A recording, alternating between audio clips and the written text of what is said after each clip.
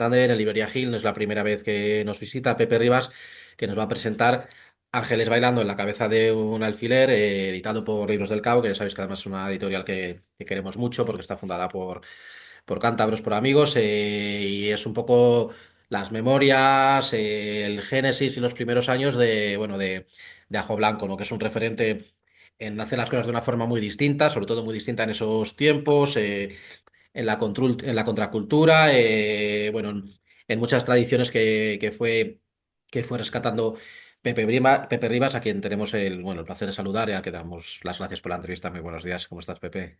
Bueno, gracias a ti. Nada, queríamos, dentro de que Ajo Blanco es un producto súper conocido, un proyecto que es historia, para el que no lo tenga tan fresco, para el que no lo conozca o para el que digamos que haya tenido lagunas de memoria o legados que no nos hayan llegado a todos por igual, ¿cómo podríamos definir lo que fue Ajo Blanco? Bueno, el ajo blanco pica y repite.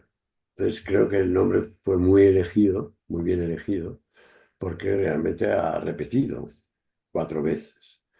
El primer ajo blanco dura del 73, que es cuando empezamos realmente a pensarlo, hasta el 80. Entonces, hacía falta en aquel momento eran espacios de libertad, donde experimentar un activismo cultural y social. Y lo creamos, pues, en contra de la opinión de mucha gente que nos decía que era imposible con Franco vivo hacer una revista libre, independiente, pero nosotros habíamos estudiado Derecho, estudiábamos Derecho, montamos una exposición de poesía en la que participaron de repente 200 300 poetas y esto nos estimuló a pensar que había un vacío, ¿no? Que entre el franquismo y el autoritarismo de los partidos de extrema izquierda y de izquierda había un resquicio y entonces salió un libro de María José Raguer que se llamaba California Trip, que era un poco su experiencia en la California contracultural del final de los 60 y entonces explicábamos un poco quién era Alan Watts, quién era Timothy Leary, quién eran los Black Panthers, qué eran las Human League, qué era el humanismo mm, en el urbanismo, la espiritualidad, la nueva espiritualidad, el antirracismo, el antimilitarismo. Y entonces esto nos sirvió un poco de estímulo para intentar hacer algo parecido. Entonces, lo bonito y lo bueno del primer Ajo Blanco es que no fue una revista hecha por periodistas, sino fue una revista experimental hecha por los lectores. Quiero ni contar en la cloaca que las páginas finales, que fue como un internet previo, que desde donde sale cantidad de contactos, eh, sino en general todos los movimientos sociales que fuimos creando a través de colectivos, a través de llamadas, de manifiestos y a través de la correspondencia y por toda España, ¿no? Y también a través de viajes. Entonces realmente fue una experiencia insólita en un momento peculiarmente entre dos regímenes y en un momento que nosotros pudimos aprovechar los vacíos que creaba este entremundos, ¿no? O Ujú, sea, entre el final del franquismo y el principio de la democracia. Y esto fue un momento de muchísima libertad. ujú, Nosotros no teníamos una ideología clara. Yo creo que las ideologías son muy peligrosas porque te hacen vasallo de una idea que además no es tuya. Y nosotros lo que buscábamos básicamente era experimentar la libertad. ujú, Y es lo que hicimos. O sea, primero hechos y luego pensar sobre lo que hemos experimentado. Y así fuimos creando todo un ámbito enorme y se fue apuntando gente y al final acabamos vendiendo 100.000 ejemplares y teniendo casi 1 millón de lectores en toda España, ¿no? Dicen que fue muy barcelonesa, pero sí, realmente en aquel momento Barcelona era la capital cultural de España, sin duda, porque, por el mundo editorial, por el mundo de la música, por muchas razones, ¿no? Y sobre todo porque tenía tejido productivo muy plural con diferentes niveles, y esto hacía que el franquismo realmente ya no tuviera prácticamente ninguna credibilidad. Y además Pablo Riba iba diciendo, si a Franco lo ves como un elefante muy viejo que está buscando la caverna donde morir, pues ya no le pierdes el miedo. Yo creo que perdimos el miedo. Ujú. Y Se ve fue realmente muy fascinante. se ve mucha libertad, ¿no? Cuando describes en el libro las propias secciones, ¿no? Las secciones eran romper con todo, ¿no? A la hora de organizar quiero decir, estamos hechos a cultura, a economía, ¿no? A secciones muy encorsetadas y de repente la vuestra eran desde viajes hechos pero recomendados por vosotros hasta lo que has mencionado de la cloaca o las secciones de contactos o las guías de incluso de esa forma de adelantaros al medio ambiente y a la ecología y a las renovables, ¿no? Del hazlo tú mismo, es decir, todo muy en contacto con los lectores, pero con una vocación de romper desde la propia distribución en secciones o hasta los temas de los monográficos que ibais haciendo y cómo rompíais con todo. Bueno, todo era nuevo, ¿no? Porque era un país atrasado y de repente pues nos pusimos al día, ¿no? Nosotros íbamos mucho al sur de Francia a buscar bibliografía de cosas, aparte de que empezó a entrar mucho libro sudamericano y luego Salvador Paniker empezó a editar libros contraculturales, que eran distintos, eran otra línea a la del marxismo y a la del comunismo, ¿no? Y entonces nos fuimos nutriendo y la verdad es que sí, pero es que en aquel momento todos nos lo hacíamos todos. O sea, no había dinero, había trueque y había imaginación. Por ejemplo, el teatro fue muy importante, las compañías de teatro de Barcelona, Madrid, Sevilla, Bilbao, Zaragoza, de toda España. Entonces, estas compañías se creaban, pues los disfraces, las caretas, las máscaras, la expresión corporal, se mezclaban con compañías extranjeras, con el Liber Theater, con el Bernard Puppet, y vivían en comunidad. O sea, y los músicos lo mismo, y además los grupos musicales es imposible saber quién era de un grupo y quién era de otro, porque se iba pasando de uno a otro con muchísima facilidad, tanto en Barcelona como en Madrid, ¿no? Y en Sevilla. Entonces, realmente la autoría no era importante, lo importante era lo que hacías. No había el narcisismo de yo firmo, sino entre todos lo hacíamos todo. Y hay algunos que ya iban de artistas, que eran los más undergrounds, porque ya imitaban un poco a Andy Warhol, pero en general, por ejemplo, en Ajo Blanco, se piensa que no había cómics. Bueno, hubo cantidad de cómics y además empezó pues desde Gallardo y mucha gente, pero no firmábamos, porque lo importante era participar, lo importante era inventar, lo importante era crear. Creábamos desde la pasión, no para el mercado. No había mercado entonces. Y era todo, pues por ejemplo, Nazario en su casa no tenía agua caliente y se iban a duchar a las duchas públicas de la Plaza de Urquinaona. Y no pasaba nada. Luego nadie tenía sillones ni nada. Eran almohadones por los suelos en los pisos. Y realmente pasar y viajar de Barcelona a Madrid, pues valía 30 pesetas. O sea, era el equivalente ahora a unos 10 euros. Ujú, Entonces, era fácil todo. No había consumismo en España todavía. España había dado un gran salto en los 60 que multiplicó el PIB el 80%. O sea, pero en los 70 bueno, pues ya vinieron todo el turismo, todo empezó a complicarse también, pero hubo estos márgenes de libertad que yo no he vuelto a vivir en ningún momento. ujú. Desde la distancia, con el paso de los años y el legado, digamos, más genérico, más mainstream, si queremos decirlo así, de la historia reciente de España, como que, por ejemplo, pienso, no, yo al leer desde el propio desconocimiento, cuando se habla de los años previos pues a la muerte de Franco y los primeros años y demás, eh, como parece que todo era un bloque, ¿no? Y en cambio leyendo se ve que hay un montón de sensibilidades, ¿no? Incluso la distancia que hay respecto entre vosotros y lo que es pues la izquierda más dura, más fuerte, ¿no? Por ejemplo, esos matices que no han llegado, pero incluso la distancia que planteáis también sobre otras generaciones o sobre el mundo más hippie al que enseguida le veis algunas de las costuras, etcétera, ¿no? Es decir, sorprende un poco. ¿Crees que no ha llegado bien a nuestros tiempos por la educación, por el peso que han tenido otras fuerzas a la hora de contar las cosas, la diversidad que había entonces de voces y de formas de encarar todo lo que estaba pasando? España es una democracia muy imperfecta, no se acabó de trabar y sobre todo la educación ha sido cada vez más desastrosa. Y luego la intelectualidad o los medios de comunicación, sobre todo las partes culturales y los que han escrito sobre la memoria, han falseado completamente lo que ocurrió y han tapado mucho ese periodo de libertad. Porque claro, primero empezó con Franco vivo, con lo cual, claro, era una contradicción en sí misma, porque resulta que el franquismo tenía que ser siempre una cosa, ¿no? Y el franquismo fue evolucionando. Luego habían muchos vacíos dentro del poder franquista, sobre todo cuando se hundía. Entonces, los partidos políticos prácticamente no existían. Entonces hubo un momento de mucha libertad y ahí se experimentó mucho. Entonces, a los políticos no les interesa nada que se conozca este periodo, porque claro, porque de alguna forma los desacredita, porque hemos ido a peor. O sea, empezó muy bien, pero de repente se rompió.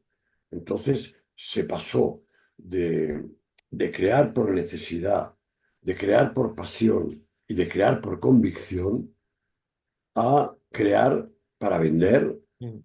Empezaron las listas de éxitos y empezaron las subvenciones y empezó la cultura asistida por instituciones. Entonces, claro, cuando empiezan los centros cívicos en vez de los ateneos libertarios, ¿qué pasa? Que hay burócratas que marcan horarios. Entonces, claro, los horarios de alguna forma impiden que la gente joven pueda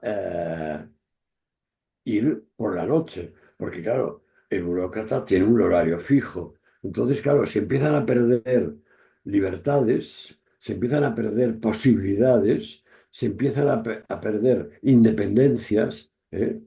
Crear, independientemente de lo que piense el poder que, el partido que gobierna, y entonces al final se acaba con lo políticamente correcto, con el miedo.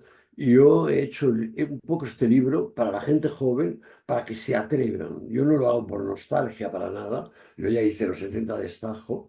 Lo que pasa es que he visto que después mucha gente ha escrito y ha mezclado cosas, como tú bien decías, que son muy distintas, porque entonces en poco tiempo pasaban muchas cosas y ahora en mucho tiempo pasan pocas cosas. Entonces, bueno, esto es curioso, pero es así.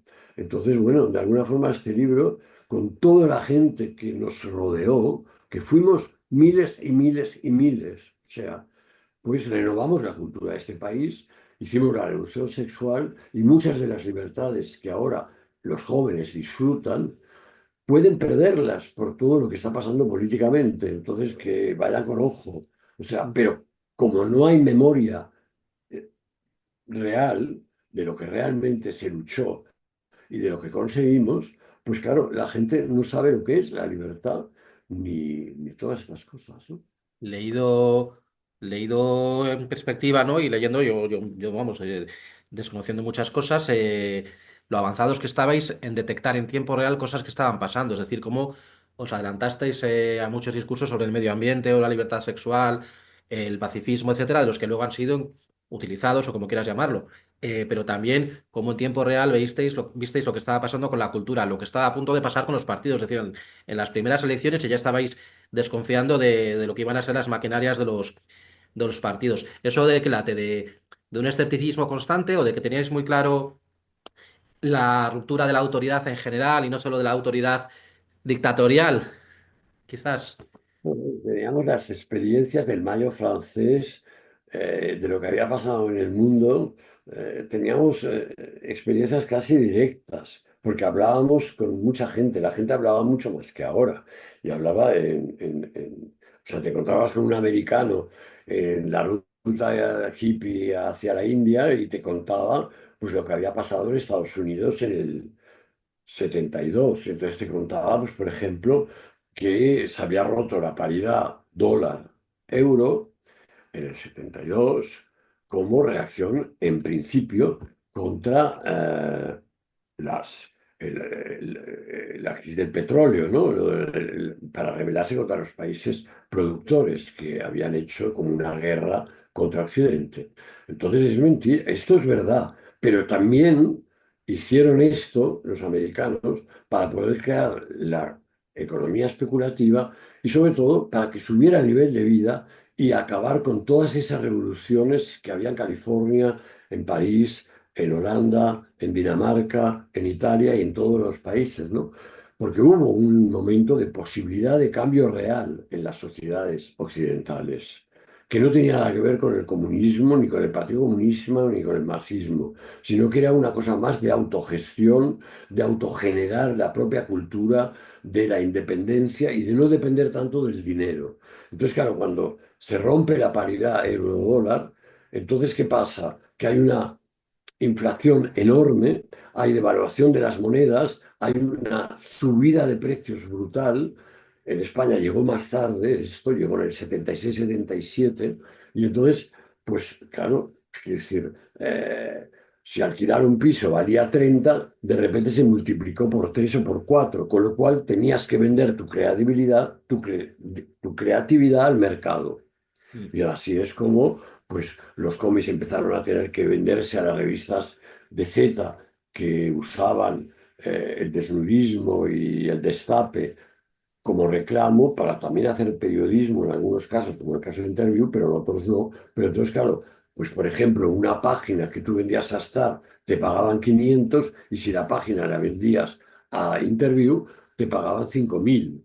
Entonces tú entonces podías pagar el alquiler. Y así poco a poco se empezó a meter toda la cultura dentro del mercado y se sacó de la cultura por necesidad y entonces la necesidad cambió. Ya no era porque tú creabas por pasión, sino creabas para vender y para competir. Y esto se ha ido recrudeciendo hasta que hemos llegado a lo que hemos llegado. Todo lista de éxitos y ya nadie lee nada y todo el mundo habla, sobre todo los suplementos culturales, pues del amigo, del primo o de lo que le conviene o de lo que le gusta del poder, ¿no? Al que manda. Y prácticamente la economía productiva ha desaparecido. Fíjate que en España ahora hay muy pocos ingenieros y no hay artesanos y la productividad viene del artesano y del ingeniero y del empresario. Pero ahora pues prácticamente todo es turismo, todo es inmobiliario, etcétera. Entonces, claro, así funcionamos. Pero es todo Occidente, es la decadencia. Mm. Por eso los chinos están subiendo, porque ellos sí tienen ingenieros y sí tienen artesanos y sí producen bienes reales. Entonces ahora nosotros estamos aquí en lo virtual y poco a poco vamos degenerando y es lo que está ocurriendo. ¿En qué entornos, mundos o colectivos o movimientos encuentras hoy algún pálpito, alguien en quien puedas decir esto se parece a lo que quisimos hacer, estos mantienen un poco nuestro legado? Estoy pensando, ¿no? Yo qué sé, el tema de de las comunidades que vivían de forma autogestionada, solas, etcétera. No sé, ¿ves algo hoy que te haga decir ahí hubiera estado yo ahora? Sí, yo ahora que estoy presentando el libro con Ángeles, que estoy presentando Ángeles en muchos sitios, estoy dándome cuenta que hay gente joven, muy joven, de 19, 20, 21, 22, 23, 24 años máximo, que se están planteando otra vez volver a empezar en espacios liberados, sin hacer demasiado ruido, y muchos han vuelto a leer, muchos están creando compañías de teatro autogestionadas, muchos viven juntos en grupos, en casas, otros ocupan espacios. Empieza a haber como una resurrección de cosas que estaban muy mal vistas. Y ahora empieza a haber una cultura al margen. Yo creo que esto es muy importante porque los relevos culturales solo se producen de esa forma. Los que no se producen así son efímeros o son marketing o son muy poco creíbles, ¿no? Muy poco duraderos. Ujú. Leyendo el libro, yo iba tomando notas de los nombres, que claro, los nombres que son más conocidos a día de hoy, porque son los que han llegado, digamos, al mainstream por distintos motivos, ¿vale? Entonces, quiero decir, desde Almodóvar a Rosa Regás, Comedians, Teddy Bautista, Nuria Amat, Jiménez Los Santos, Ocaña, La Bordeta, Caramele Marchante, Nazario, Sabater, Alaska. Algunos no son tan mainstream, otros sí. Quiero decir, esto es ya puro cotilleo, ¿vale? ¿Es alguna deriva por comparación, te la esperabas? No decir, algunos nombres que digas que han acabado de una forma tan extraña o te parecen normales, casi fruto de los tiempos ¿no? de lo que has dicho de la mercantilización de las cosas. Y la otra pregunta relacionada es, porque evidentemente yo me he quedado con los nombres que me son famosos, ¿vale? O sea, y lo admito. Se notaba mucho. ¿Alguna omisión que digas, esta persona sí que hubiera sido alguien que merecería que su legado hubiera que se hubiera recordado y que fuera más conocido que esta otra persona o esta otra persona y no lo es tanto? No, yo creo que ha habido gente muy coherente. Yo cuando hice la exposición del underground y la contracultura en la primera de los 70, pues me di cuenta de muchas cosas. Por ejemplo, me di cuenta de que mi generación, que es la que va del año 48, que nacimos entre el 48 y el 54, por ejemplo, hay muy poco muerto Mm, por heroína. Prácticamente está todo el mundo vivo. De repente me quedé muy sorprendido cuando vi que todos los músicos de la música progresiva están vivos, estaban vivos en los de los cómics, la mayoría. Entonces, lo que pasa es que se murieron gente muy emblemática, pero muy poca. O mm, sea, la gente no caímos en esto. Precisamente porque las drogas de la contracultura fueron eh, la marihuana y el ácido, que no son drogas que creen adicción, ¿no? Entonces, eh, la gente está mucho mejor de lo que yo pensaba. O sea, ha habido muchos menos integraciones de las que parecían, ¿no? ujú, Entonces, los que ya estaban señalados, o sea, ya pues se integraron, evidente. Entonces, el caso de Alaska, bueno, Alaska es incombustible, o sea, es una persona muy extraordinaria. Primero que nació más tarde, porque era muy joven, yo la conocí en el 77 y tenía 13 años. Entonces, pero, pero Rosa Regás, bueno, Rosa Regás tendría 90 y pico de años, o sea, es de la Gauche Divine. Entonces, como miembro de la Gauche Divine, Rosa Regás ha sido de lo más coherente, porque ujú, ha sido una mujer muy independiente que ha hecho su vida. Entonces, no sé, te quiero decir, gente que se integrara, no hay políticos. Por ejemplo, los del Ajo Blanco estamos todos vivos ujú, y nadie ha sido político, ni nadie se ha aprovechado de nada. O sea, y cuando, por ejemplo, Fernando Mir, que fue el director de Planeta Agostini, lo que hizo es dar trabajo a todos los que necesitaban trabajar para poder pagar alquileres o para poder pagar el colegio de los críos, ¿no? Y haciéndolo bien, además, y él metiendo muchas horas porque lo corregía todo. Te quiero decir que en realidad hemos sido una generación mucho más coherente de lo que parece. Los que han mandado han sido los de delante nuestro y los de después de nosotros, pero mi generación ha estado bastante vacunada. El hecho de que Aro Ibarz o Cesepe murieran jóvenes, uno por sí murió por drogas y tal, el otro no lo sé, no estoy tan seguro, yo creo que más por el alcohol, en el caso de Cesepe, pero y el hortelano se murió pues de un cáncer. Pero te quiero decir, se ha exagerado mucho todo esto. La generación de la heroína es unas generaciones mucho más jóvenes que tenían mucha menos información y ya tenían la libertad construida de alguna manera. Porque ujú, nosotros fuimos los que de alguna forma rompimos. Hay que pensar que la generación del poder, los Felipe González, todos dos, eran muy moralistas. Luego resultaron que eran muy corruptos, pero básicamente eran mucho más moralistas que nosotros. Piensa que hasta el año 79 en Madrid, a los gays, a los homosexuales, en las células del Partido Comunista se les expulsaba, 79 no, pero 77, porque decían que, claro, los gays podían ser seducidos por un guardia civil o por un policía nacional y cantar la Traviata. Entonces que no convenía tenerlos en los partidos, con lo cual los expulsaban del PC.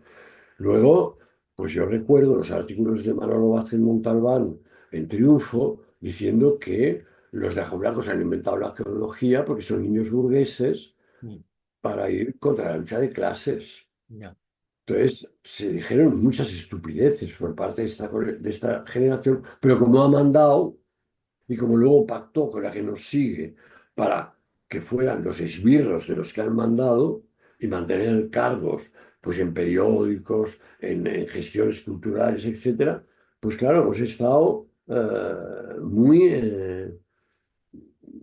muy censurados, ¿no? O Mm. sea, por ejemplo, Bajo Blanco no están los libros de historia, no salió en los programas de televisión de Pilar Miró, ni se ha hecho ningún documental en serio. O sea, y en cambio se han hecho de muchas tonterías. Entonces, bueno, pues muy bien, pero nosotros vendimos 100.000 ejemplares, tenemos 1 millón de lectores y cambiamos las vidas de muchísima gente y creamos un poco la libertad social, la libertad del cada día, desde la base. Y además nosotros fuimos la primera generación que nos desclasamos totalmente. El relajo blanco dice, era una lista de niños burgueses. ¡Qué mentira! El burgués era yo, que he sido el más coherente en el fondo. Pero todos lo hemos sido. No hay ni unos más ni menos. Pero te quiere decir que uno era hijo de un albañil, el otro era hijo de un estanquero, el otro era hijo de una sastre, el otro, y estábamos todos, éramos Luis, Pedro, Monse, Carmen, Raúl, y no sabíamos ni los apellidos ni de dónde salían, ni siquiera si eran de Barcelona o eran catalanes. Había muchos que eran de fuera, y nos daba igual, porque en aquel momento no había toda esta tú eres de aquí, el otro es de allí, no, nos daba igual. Nosotros lo que nos interesaba eran los contenidos, Ujú. las formas de vida. Nosotros queríamos cambiar la vida cotidiana y cambiamos la vida cotidiana en base de vivir en comunas y, y hasta cierto punto fracasar. Gracias, Pepe Rivas, por este tiempo que nos has dedicado, por esta entrevista, por, bueno, por haberlo plasmado en las distintas acciones que haces para recuperar la memoria, en el libro, en el que hemos aprendido muchísimo, porque sí que tenemos la sensación de que, bueno, de que hay partes de la memoria que se nos, si ya está mal la memoria en general, pero esta memoria es como que no ha tenido un relato asentado tan, no sé, tan potente a la hora de contarlo, y la verdad es que leyéndolo pues se aprende bastante, se descubren cosas, incluso bueno, te hace pensar en explicaciones de ahí cómo hemos llegado Gracias, hasta aquí. Así que nada, muchísimas gracias. muchas Estás el viernes a gracias. las 7 en Gil, en librería Gil. Muchísimas gracias, Muy Pepe. contento y